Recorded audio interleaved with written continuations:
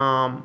اس کے بعد کے تابعین، تابعین اور بڑے علماء، یہ سب اس میں داخل ہیں۔ ان کے طریقہ کار پر اسٹوڈنٹ کو ہونا چاہیے۔ یعنی اس سے ہمیں پتہ چلتا ہے کہ ہمارے بچوں کو ہمیں صحابہ کے تاریخ پڑھانا چاہیے، سیرت پڑھانا چاہیے، تابعین کے واقعات کو پڑھانا چاہیے، اور دین کے اعتبار سے دین کی فکر اور اس کی سمجھ اور جو دینی افکار ہیں وہ ہمارے جو ہے اسلاف علماء اور صحابہ اور تابعین کے جو ہے مطابق ہونا چاہیے۔ ان چیزوں کو ہم اپنے مد نظر رکھتے ہوئے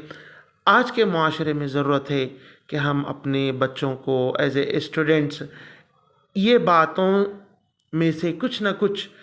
ہر چیز سے ان کے اندر بٹھانے کی کوشش کیجیے، ان کے اندر پیدا کرنے کی کوشش کیجیے۔ اور جس طرح